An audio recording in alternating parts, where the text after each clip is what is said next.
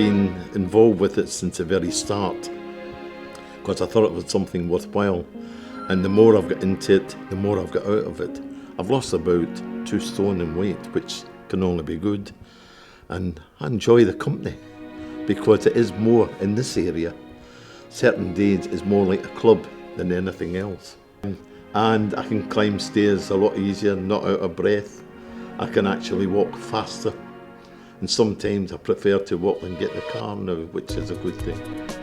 I come here twice a week. Yes, yeah. I thoroughly enjoy it, yes, yeah. I go home full of energy.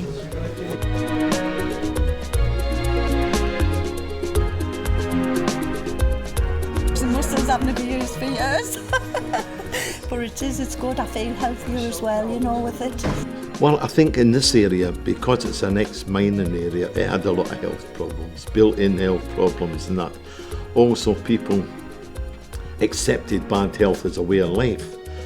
The way we are now, we're trying to teach them that good health is a way of life, and that the city supports that programme, and it's doing a good job, and I would hope that the city continues to help people to help themselves. Yeah.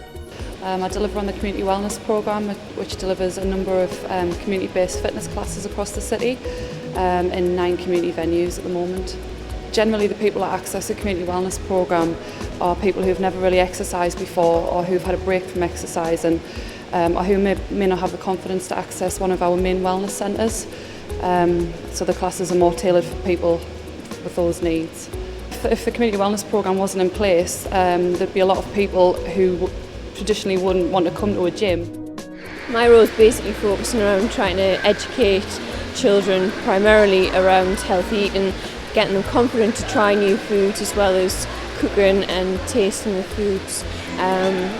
But also it's trying to engage with the parents, because the evidence base is very much focused around family initiatives working the best, and trying to upskill teaching staff as well so they feel comfortable in talking to the children around healthy eating and cookery. Resources we've managed to produce and pull together, and the feedback that we get from the schools tends to be excellent around the Food and Schools programme. The most rewarding part has got to be actually seeing the children when they've been practically cooking and tasting the food that they've made, and you can see how proud they are of what they've done. That definitely is the nice part of the job. As well, obviously we've got the regulations that came into effect in 2007.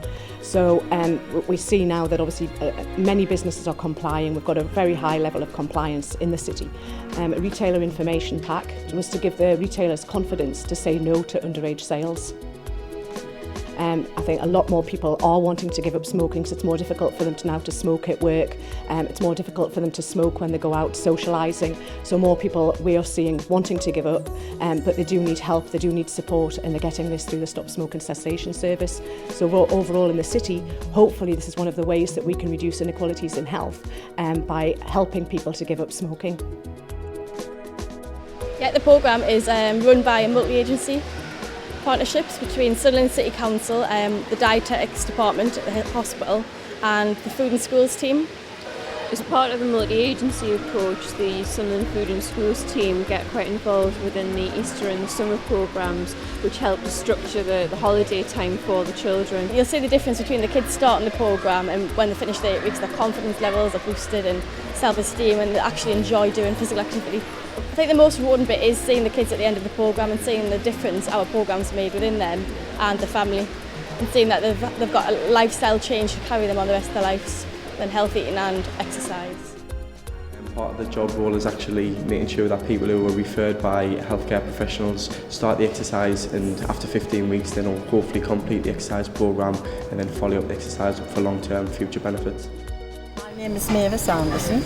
I'm 75. I've had angina, and this is phase 2 that I'm on now from the cardiac rehab programme that I'm on. I'm thoroughly enjoying it. It's made us feel not 75 but much younger, and I look forward to coming, and I feel as though I've got more energy, and it's just made us feel better, and it makes us want to look after myself, whereas I didn't even think about anything like that before. But I've come here and I've seen that, I've felt that your heart likes the exercise. That's what I feel. So after 15 weeks we do the post-test, which takes into account things like blood pressure, height, weight, BMI. We then look at things like body fat and grip dynamometer, which shows the strength improvements of people.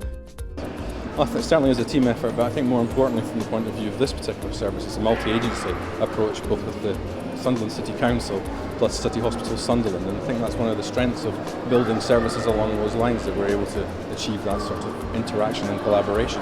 There's three components to the service in terms of clinical stuff. There's the psychological side of things, there's the exercise side of things, and the dietetic side of things. But this service works because of the interaction between those three sort of professional groups.